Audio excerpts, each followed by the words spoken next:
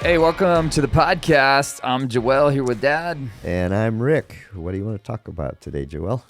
Well, I wanted to continue with our parenting series because we have kind of discovered that parenting principles are life principles. Yeah, they apply to everything. Yeah, and I mean, principles are principles. And a lot of us, we maybe haven't been taught some of the principles that work in life, and we're wondering, why do I keep doing this and getting this? Principles are you do this, you're going to get this. Yeah. And so parenting principles are really life principles. So I want to talk about that. And specifically, I want to talk today about this idea of how much should we sacrifice for our kids. I meet so many parents that say, man, I'm sacrificing to give my kids everything I never got growing up. I never got the Air Jordans growing up, or I never got to go to cheerleading camp growing up. So we're sacrificing so our kids get everything we never got. And the danger is, I kind of want, you've heard of the cat versus the dog theology. The dog says, my owner feeds me, he takes care of me, he must be God. And then the cat says, my owner cares for me and feeds me, I must be God. I'm important. And with the wrong perspective, it's very easy to kind of start to think that you're the center of the universe. Right, yeah. And I just wonder if some of the narcissistic behavior we see today is that parents in some ways are making the wrong sacrifice, or maybe sacrificing too much for their kids when the kids really need to be the ones sacrificing to get in line with the family. So where's the line? Because I mean, no doubt, kids require sacrifice. Like kids are a hurricane. They just take over life if you're not careful. So where's the line between sacrifice for your kids and then how much do the kids need to sacrifice for us? Yeah.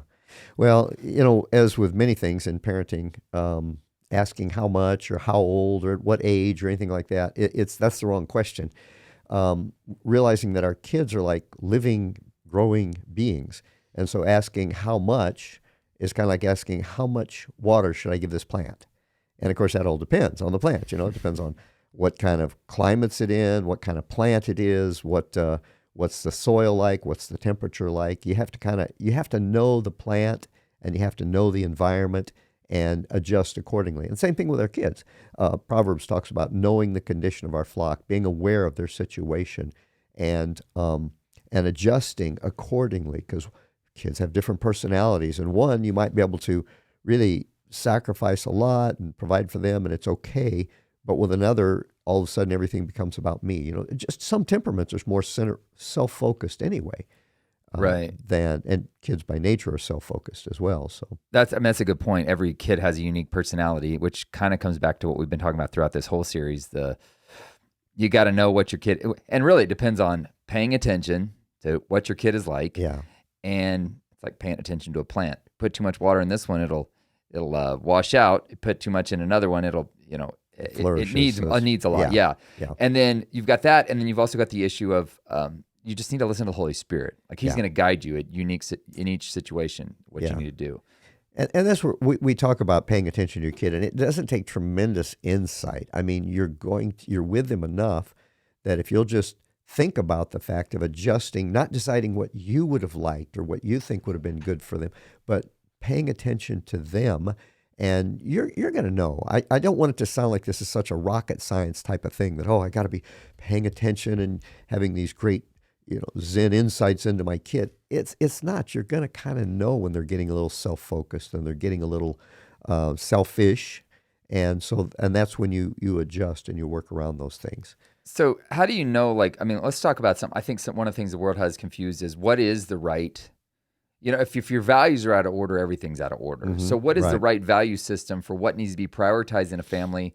Because values, we always decide what we're going to sacrifice based on what we value. We naturally sacrifice for what we value. If you want to know what somebody values, look at what they do, not what they say or think or feel, because our actions automatically reveal what we value. We sacrifice naturally for what we value. If you value a nice car, you're going to keep that thing clean. Yeah. Right. Yeah. And in your family, same thing. Our kids are watching. I've heard a lot of people say, why don't my kids listen to me? Well, they're too busy watching you. Yeah. What you do speaks louder than what you say. So what is the right order that we need to sacrifice for in terms of how the family comes to play? Well, unfortunately, sometimes we're not aware of what we're actually saying to our kids. We think we're saying something, but by our lives we're demonstrating something else. And I think a good example of that is like many people I've seen, to them their walk with God, it's like a ball they juggle. Okay, so I got all these balls in my life I have to juggle and I have to balance, and I'm trying to balance my career, balance that with my family, balance that with my recreational time or my health, and balance all these things. And then I become a Christian. It's like, boop, oh, now I got another ball I have to juggle in here. And he's just another ball. We gotta give time to the church, and got to give time to our recreation, and got to give time to my job, and got to give time for the family. And it just becomes another ball that we're juggling, instead of the biblical idea is more like a solar system where he is the center of everything. He's the sun, and everything we do revolves around him. He's the center of everything. And when we make him the center, then all of a sudden, well, what are we going to do on Sunday? Well, the people of God are gathering, and so we're not trying to juggle that with a soccer camp, or not trying to juggle that with other things we have going on. That's the center. When the people of God gather, we're going to gather. We're going to be there, and because that's who we are. Yeah. The we is bigger than the we. My family is important, but it's not the biggest we. The biggest we is we are part of a bigger family. We are part of the family of God. So you put that as your priority. That's a really good point, because I see a lot of parents making that mistake unintentionally, where they're saying, where essentially soccer or church gets the same value. So if there's soccer that week, we got to go to the soccer game. Right. But if we're not going to soccer, then we'll go to church. So actually what you're saying is, what's more important, what gets sacrificed is church for soccer. And that speaks volumes to people. What we do what is it? When we do in moderation, our children will do in excess. Yeah. So if we go to church in moderation, or don't go to church in moderation or whatever, our children will do that in excess. Yeah. And I see a lot of people, what you're basically saying to the kids is, well, soccer is just as important as church. Yeah. You and pick whatever's most convenient for you. What works for you right now? And I see some people say, well, if my kid doesn't do weekend soccer travel ball, they're never going to get a college scholarship. And I'm saying, so then what you're saying is college and scholarship is more important than church. And they're like, well, that's not what I'm saying. I'm like, actually, that is what you're saying. Yeah. Because we sacrifice for what we value most. So whatever you're taking out of your life says what you value most is something that what you keep in your life says what you value, where you're willing to shove out of the way is what you sacrifice. So that's important. Yeah. Yeah. And, I know it sounds like it's being very legalistic. Well, when church is happening, you should be at church. And it can be if that's your attitude. But if your attitude is one of, hey, God has done something, our lives are all about him, because there's no true meaning apart from him. Mm-hmm. I mean, it's all going to burn. It's all going to go away. It's all temporal. The only thing that's eternal is our walk with him and our relationship with him. And so we put a value on that which is eternal. The people of God are gathering. We get the privilege of being a part of that and going to not only receive, but to give. And that's a big part of it. If all you're doing is going to suck life out of the church instead of you're going to give, you're always going to have a void there in your life and in your walk with God. You need to go to give as well. That is an important. There was a stat by Barner recently that showed, what are the 5 things that guarantee your kids are going to probably stay in church afterwards. And one of them is, they say, serving as a family. Yeah. If your kids are actually involved in serving at the church rather than just going and sitting there on Sunday, serving before they turn 16, I think it said. Really? Because there's relationships that are formed, and they start working and seeing the value of what they bring to the table. I want to make another important part on the sacrifice thing, because you always said it's more important that your kids like your church than that you like your church. If your kids are finding a place where they go, I want to go back there, and they're excited and thrilled to go every week because they're like just coming home like filled with just love for God, you need to be willing to sacrifice your church style for that. And I get it. Like, some people go to churches and you say, well, I don't really like this style, or that's not truly worship, or whatever. But your kids are coming back fired up. That's a sacrifice that's worth making. Even if you say, well, I'm not sure that, I don't know if I can handle this kind of church, but your kids are fired up. You need to be willing to make that sacrifice. If you can't handle being in the sanctuary, but your kids are loving it, and not just loving it because they're getting candy and playground time, but they're loving it because they're connecting with God, then offer to be an usher and stand out in the foyer and greet people. You don't have to go in there. That's a bad situation, but it would be better that your kids enjoy it, because they're not going to be with you forever. And in fact, their attitudes are going to be shaped even before they leave you. And before they leave home, I mean, when they start hitting their teenage years, they're going to decide if they want to be a part of church or not. Yeah. And so you want to shape those attitudes and make the sacrifices necessary that they love it. They want to go. It becomes a part of who they are, and not just because mom and dad make us go.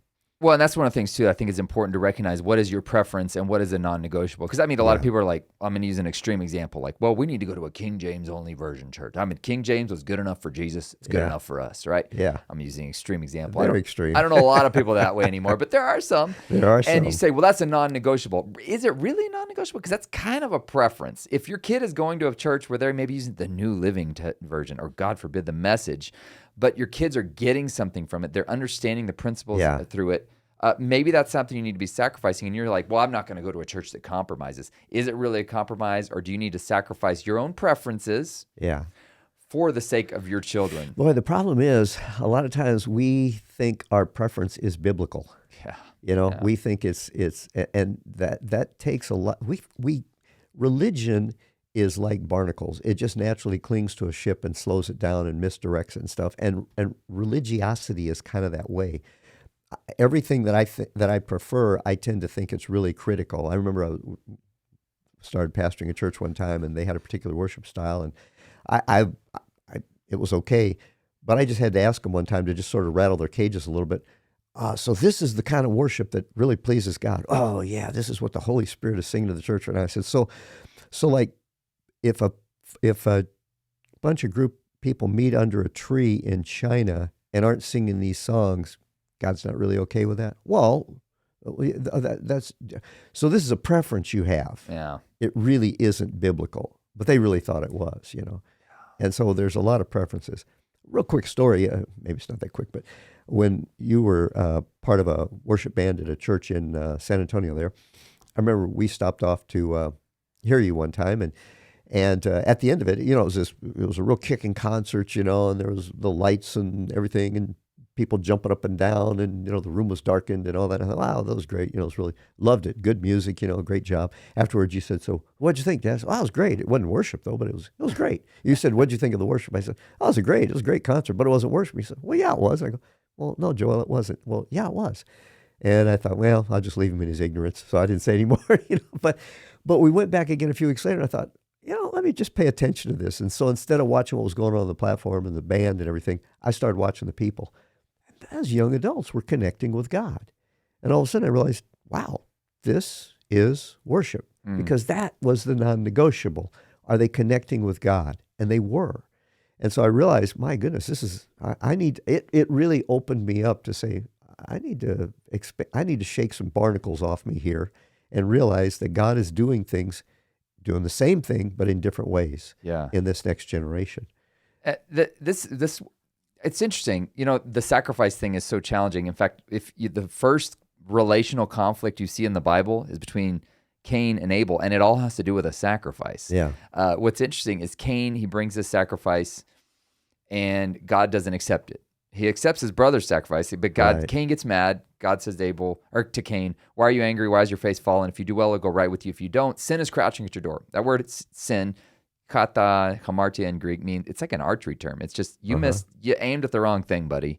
You missed the mark. And what he's saying is you can actually make a wrong sacrifice. Just because you're making a sacrifice, it doesn't mean it's something that's of value to God, and you don't get credit for wrong sacrifices. And a lot of people, they say, I'm sacrificing for my kids, but God's saying that's not the right sacrifice. And the crazy thing about a wrong sacrifice is you can be sacrificing and think you're really doing right, but you can actually get the same results as actual sin, regret, remorse, broken relationships, because you sacrificed the wrong thing for your preferences or whatever. And getting this right is so important. Is what is the right sacrifice for your kids, for your family, and how much should they sacrifice? That's really important. Well, not only might your sacrifice not be pleasing to God, but it may not mean anything to your wife or your kids either. How many, it's the old classical story, where the guy's working all the time, I'm going to give my family all this stuff, and mom and kids are just saying, we just want you. But it's hard for him to believe that, because he wants to give to them. And so you just have to make sure it's the right sacrifice. It's what's meaningful first of all, to the Lord. If you get it right with him, you make the right sacrifice with him, the rest will fall into place. Yeah. It'll be okay. Your kids may not be their preference. They may wish that you could have bought that nice thing for them or taken them on that vacation or whatever. But ultimately, it's going to work out the best, because believe it or not, God knows how this world should work. He set it up to work. And what you sacrifice is speaking volumes to your kids. Yeah. That this is the right order. Because again, what we sacrifice shows what we value. And what you choose to sacrifice is speaking way louder to your kids than what you say is most important. Right. So this is really, you got to figure out what is the right order. What is the hierarchy of what God values? And you've talked about this before, like you know, a lot of marriages fall apart after the kids leave the house because they've been sacrificing their marriage for the sake of their kids. Yeah. And it's a very difficult balance to come to sometimes. Yeah, and so the kids have kind of been a buffer for all these years, 18, 20, 25 years, whatever, how many kids you have, whatever. And all of a sudden, they're gone, and mom and dad are looking at each other and going, "Who are you?" They haven't been working on their relationship, and so consequently, a kid-focused family, it's just not the way it was meant to be. First of all, it's God-focused, and then you focus on your spouse, and then the kids they would much rather have mom and dad love one another than love them. Surveys, statistics prove that.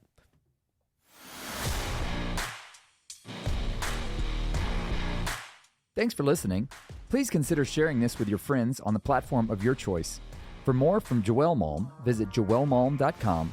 For more from Rick Malm, visit rickmalm.com. Our podcast music was produced by Alex Burleson.